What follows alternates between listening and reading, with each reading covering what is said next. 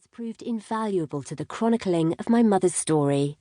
Jovita also kindly accompanied author Wendy Holden and me on our numerous trips into the past, both geographically and figuratively, several of which were not easy for her to take. Jovita once told me, "You deserve this history. I will try to describe for you a history of an acquaintance between two families and the conditions of their everyday lives." I am exceedingly proud and happy that the details of Jovita's remarkable testimony, supported and enhanced by Wendy's research, as well as the interviews that my mother participated in, are now presented so beautifully in this book. It is a love letter to Zula and Ella, two women who refuse to let their differences separate them or the darkness of their times destroy them. I Give You My Heart honours them both. Anita Perkiel-Sarner, New York, USA. Warsaw, 1944. The Garden. The garden slept in the August heat, while in the distance the world silently fell. I looked into the pale, tired faces. I chose you as if I picked a flower. Pale, passive, you came with me, not even knowing why and where. That bright morning for you was dark, and everywhere strange, and everywhere bad. As days and months passed, you grew into my heart through fear and tears. Surely now, in no separation, will I forget you, or you me. I once promised that I will save you, that I will guard you as my own. God will forgive me that I don't defend you, I who was like a shard, like a thing. Today is your holiday, my little one. The only present that I will give you. Let my song sway you. I give you my heart. It's all that I have. Zula, Pawiak Prison, Warsaw, July 1944. Written on a cigarette paper by Zofia Pienkiewicz, a senior officer of the underground Polish Home Army, and smuggled out of a Gestapo prison shortly before she was sent to Ravensbrück concentration camp. Prologue.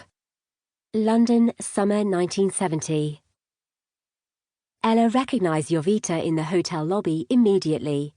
It wasn't just the coat she was wearing, Zula's old summer one that flared at the waist, it was her smile. Jovita had her mother's smile. Ella ran to embrace the visitor from Poland, hugging her warmly. For a moment, her husband Romek, who stood watching, wasn't sure the pair would ever let go. "I'd have known you anywhere, dear Jovita," Ella cried, her eyes glistening. "I thought wearing this might help you recognise me after so many years," Jovita replied. "It suits you," Ella announced, immediately linking arms with a 38-year-old woman who was 8 years her junior, before further admiring her outfit and the way she wore her hair. Jovita returned the compliment, and they both then commented on the green silk dress of a woman who hurried past them to the bar. Romek, fascinated, coughed to remind them he was there. Ella introduced him apologetically before he tilted his head to ask, "And remind me, when was it you two last saw each other?" "April 17, 1944, the women replied in unison. Catching each other's eye, they both nodded in respectful acknowledgement of that fateful day.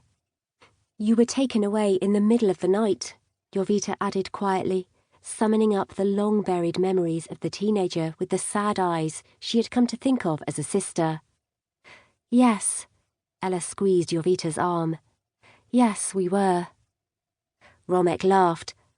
"As long as I live, I will never understand women.